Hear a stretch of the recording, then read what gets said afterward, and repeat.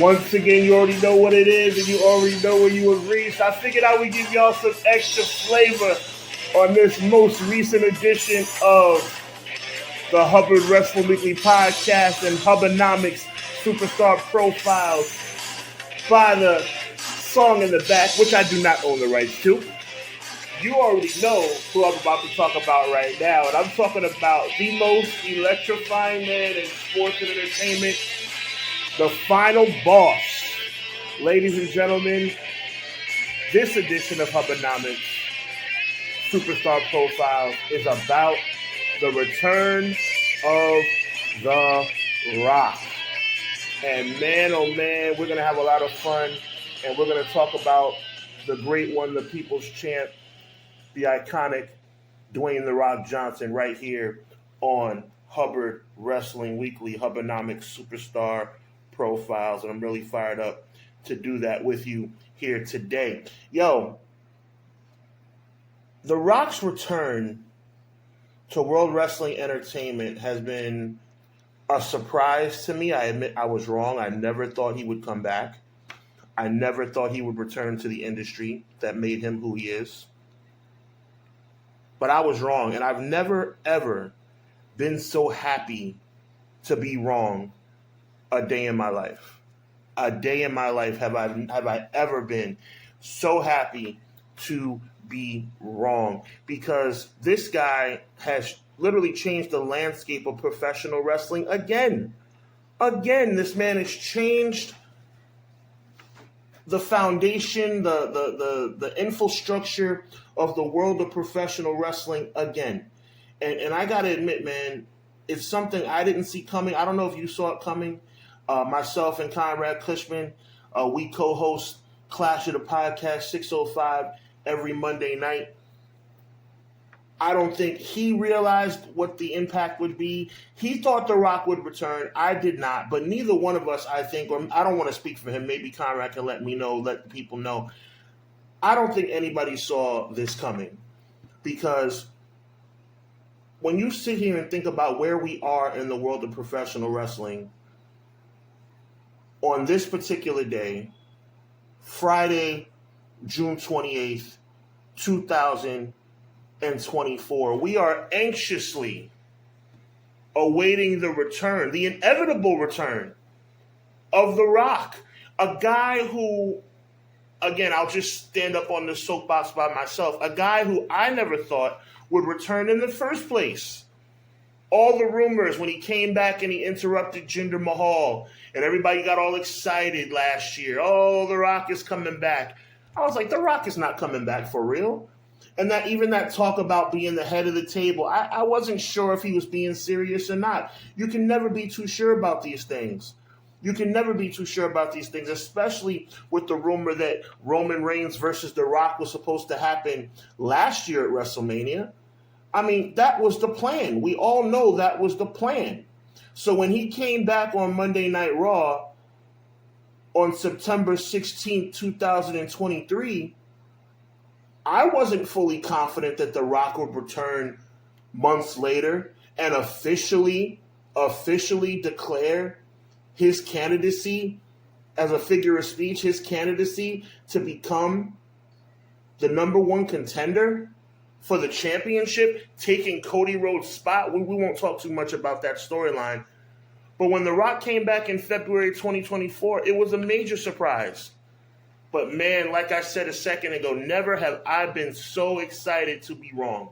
Because now that The Rock has went off the scene again, as we probably anticipated after WrestleMania 40, after defeating Cody Rhodes in that main event tag match, WrestleMania Night 1. And after what took place the night after WrestleMania on Monday Night Raw, where The Rock was clearly indicating that he would be back to handle some business, if you will. Rest in peace to the late, great Dusty Rhodes. With Cody Rhodes, whenever he returned, now we have this wonderful situation to look forward to when not only The Rock comes back, but also Roman Reigns comes back. And now there's this dynamic of Bloodline versus Bloodline 2.0. Even though there's technically not two bloodline factions right now, but we know that the Solo Sikoa-led bloodline is clearly going to eventually go head-to-head with the bloodline OGs of Jey Uso, who I hope is world champion by then. Don't get me started. Probably his brother Jimmy, possibly Sami Zayn, and the tribal chief Roman Reigns. So we're talking about all this stuff that's going on, and The Rock is the head of it. The Rock is back in Hollywood. The Rock is making movies. The Rock is back doing his thing, producing Vice TV, Who Killed WCW documentary, which myself and Conrad talk about and break down and do commentary about on Clash of the Podcast 605 every Monday night. Make sure you check out Conrad and my guy Derek on Wednesday nights as well, 10 p.m. Eastern Standard Time, as they review AEW. This final boss character is doing things that I never thought were possible for The Rock at this stage of his career. It was almost getting corny. The Rock would come back. The Rock would, do his shtick. If you smell, finally, it doesn't matter, all that stuff. He beat up, like I said, people like Jinder Mahal. Nobody really cares.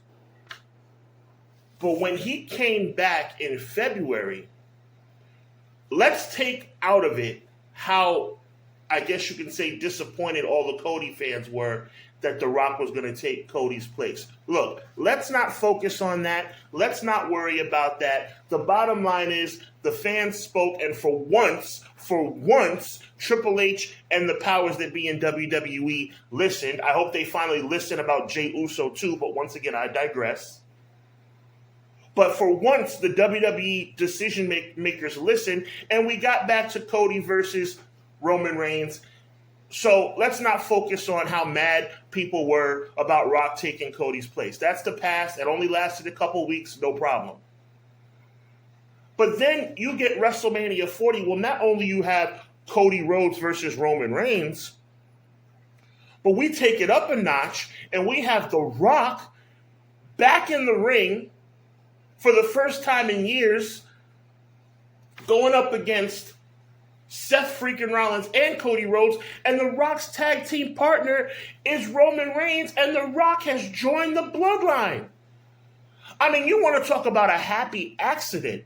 You want to talk about a happy accident about how The Rock was supposed to go up against Roman Reigns, and then all of a sudden we get this happy accident where now you have Rock teaming up with Roman Reigns against Seth freaking Rollins and Cody Rhodes in a match that I call now officially the greatest tag team match in the history of WrestleMania, officially for the first time taking the place of what I considered all along the most historic tag team match in WrestleMania history, which was Hulk Hogan and Mr. T versus Roddy Piper and Mr. Wonderful Paul Orndorff. I say that because of its historical significance. And I'm sure if you're objective, you would agree. Up until April of 2024, Hogan and Mr. T versus Orndorff and Piper was the most historically significant tag team match in the history of WrestleMania. And now, 40 years later, Rock and Roman versus Seth and Cody has now taken its place as the biggest tag team match in history. We had that at night 1, and then Cody goes on to win the title at night 2. Look at the impact. Look at the ripple effect. Look at the ripple effect that The Rock makes when he's on the scene. Now, I understand this guy being north of 50 and that he only has but so many runs back in him. 9 times out of 10, this next run that he has where he goes after Cody or maybe has a run-in with Roman Reigns is probably going to be his last run. But man, again, I can't stress it enough. I have never been so happy to have been wrong. The Rock has not just come back. The Rock has come back and he has showed out. I'm not even mad that he went back to Hollywood because he's coming back again in the summer. Little talk about him having a little bit of an elbow injury on the set of his latest movie, but hopefully it's nothing too major. So now we're stuck in a situation where Cody Rhodes is having somewhat of a lackluster championship reign. Make sure you check HUBBanomics Volume 5 as I talk about Cody Rhodes and how his championship reign has left a little to be desired. We're having AJ Styles challenge for the title. Respect, first ballot Hall of Famer AJ Styles, but we're having fairly predictable outcomes against AJ Styles. AJ Styles then does the Mark Henry from a few years ago that he did on John Cena and fakes his retirement, which leads to the I Quit match at Clash at the Castle. In between that, you have Logan Paul back on the scene challenging Cody Rhodes for the championship in a match that nobody thought, Logan Paul would win. So now we are sitting here Friday night, June 28th, about to watch SmackDown tonight, and we are waiting with bated breath to see what is going to happen, not only when Roman Reigns returns, but when The Rock returns. We're talking about what could possibly be. Maybe I'm asking too much. But we're talking about what could definitely be a great WrestleMania 41 next spring, but also what could be a really, really good SummerSlam this year. Make sure you check out Hubbard Wrestling Weekly as me and Conrad do a special edition of Clash of the Podcast as we do our SummerSlam preview 2 days before SummerSlam. But we're looking at possibly an amazing SummerSlam. I wouldn't count my chickens. I would more count my chickens as it relates to Roman Reigns more than The Rock for SummerSlam. But you never know. Maybe, possibly, we get back to Survivor Series this November, meaning something, even though Survivor Series is not on the docket right now for WWE pay-per-views. Hopefully that's just, some logistics. I hope, there's always been rumors that Survivor Series may or may not be canceled. I hope that's never the case. And definitely Vegas next year at WrestleMania 41. So we're talking about some really high-quality programming. And let's be honest, thank God that The Rock and Roman are coming back because the product hasn't been that good. The only guy that gets me fired up on Monday nights is Jey Uso. So, and he's, thank God he's in Money in the Bank. Let's see what happens with that. The product the product needs The Rock and Roman Reigns. The most electrifying man in sports and entertainment, The Rock, and this heel character, this updated version of Hollywood Rock that has now become the final boss. This dude is awesome again. This dude is freaking awesome again. North of 50 years old. I admit I was wrong. I admit I thought The Rock had turned his back on the industry that made him famous. And The Rock has said, no, Mr. Hubbard, you are wrong. I am still the most electrifying man in sports entertainment. I am still the great one. I am still the people's champ. It doesn't matter what you think. And you know what, Rock? You're right. I was wrong, dude. Because The Rock has been showing out. Now, he's been off the scene since the night after WrestleMania. Like I said, the championship reign of Cody Rhodes has been left a little bit to be desired. So we're all kind of waiting for The Rock to return. My question is, what's going to happen once The Rock returns? Could it be that The Rock and Roman Reigns have an issue considering the fact that 9 times out of 10, Solo Sikoa is going to reveal that The Rock was the tribal chief he was talking about, that The Rock was the he that he's been talking about all this time? Or possibly, are we looking at Rock versus Cody Rhodes? And I'm thinking, like I said, it's almost a lock for me that he's going to face Cody Rhodes at WrestleMania next year. But I'm going to say it right here. I'm going to do a little bit of dream booking right now. And I'm going to say, what if we have Rock versus Cody at SummerSlam and The Rock wins? Could it be that The Rock be undisputed champion in 2024? Crazier things have happened. The only problem that I see with that theory about Rock coming back, beating Cody Rhodes for the title at SummerSlam, and obviously the rematch would be at WrestleMania the following year, is that we'll be talking about September, October, November, December, January, February, March, April, 9 months, 8.5, 9 months with a obviously super part-time champion. Now, Roman Reigns was a part-time champion.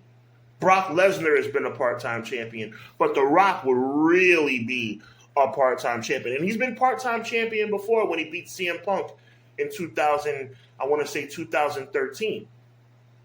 But that was only from January until April. Could The Rock hold that title and make the title continue to mean something? Even though he's been awesome since he started this Final Boss character, could it be that The Rock can make the title remain relevant and make us not resent him all over again by having a championship that doesn't appear on television for weeks and weeks at a time? I don't know. I don't want to think negative like that. But I will say this. My whole theory about Rock winning the title at SummerSlam and keeping it till WrestleMania next year, that is the roadblock in the way. That is the speed bump, because it would have to be where Rock is a part-time champion, and then the title would obviously be part-time. There is a blueprint. The Rock has done it before. Roman Reigns just finished doing it, so we'll see. But I got to say, man, for a guy that was already a first ballot Hall of Famer, The Rock in 2024, and how long was he back on TV? At least every other week. He's been back since, what, February? When you count the return in February, when you count the WrestleMania kickoff press conference where he slapped Cody Rhodes, when you count those few SmackDowns and a couple of Monday Night Raws going into WrestleMania, all the way through the night after WrestleMania, he was around for like 2.5 months, and he has changed the face of WWE. Let me tell you guys something, man. Everybody knows I'm one of WWE's biggest critics. So you know if I'm complimenting WWE, which I'm not really complimenting WWE, I'm more complimenting The Rock. But if I'm complimenting anything related to WWE, you know I am not giving you anything but the gospel truth. The Rock, even the looming possibility of The Rock showing up, who knows when he's going to show up? Even the looming possibility of The Rock returning to WWE again, which he is going to do, we just don't know when, has made the product better. I am not a big fan of Bloodline 2.0. I am not a huge fan of Cody Rhodes' championship reign. Nothing against Cody as the wrestler. I've always said if Cody Rhodes ever became Bullet Club Cody Rhodes again or a heel Cody Rhodes again, I would be probably his number one supporter. But the championship reign is left a little bit to be desired. The mid-card is still left a little bit to be desired. The underutilization of people like LA Knight and Jey Uso have left a little bit to be desired. But the final boss, y'all, the final boss, a couple of months early this year, and the pending return this summer, and definitely next year, should he remain healthy. Again, I really hope that elbow injury during that movie doesn't hinder him too much. Combine that with the return, the obvious return, the definite return coming up of Roman Reigns. They say WWE is cool again. Wrestling is cool again. For those 2 months leading up to WrestleMania, wrestling was cool again in WWE. It's not as cool now. I still like AEW, but WWE hasn't been as quote-unquote cool over the past few months. But when The Rock comes back and when Roman comes back, oh yeah, it's going to be cool again. It's going to be cool again. Because The Rock has shown me, and The Rock has shown everybody listening right now, everybody who listens to Clash of the Podcast, everybody who listens to EPW, Hubbard Wrestling Weekly, whatever the case may be, The Rock has shown that he is a generational superstar. To change the game. Let me tell you something. The impact that Stone Cold made in his program with Kevin Owens a couple years ago when he came back at WrestleMania 38, that was awesome. But that's not this. The Rock has changed the game with this final boss character. So we just have to wait and see what happens next. Listen, my name is Sean Hubbard. This is HUBBanomics Volume 9, The Rock Final Boss Edition. Let's see what happens next, man. Let's continue having fun and just ride the wave. My name is Sean. This is Hubbard Wrestling Weekly HUBBanomics. God bless. Be encouraged. Evil never prevails. Let's get it.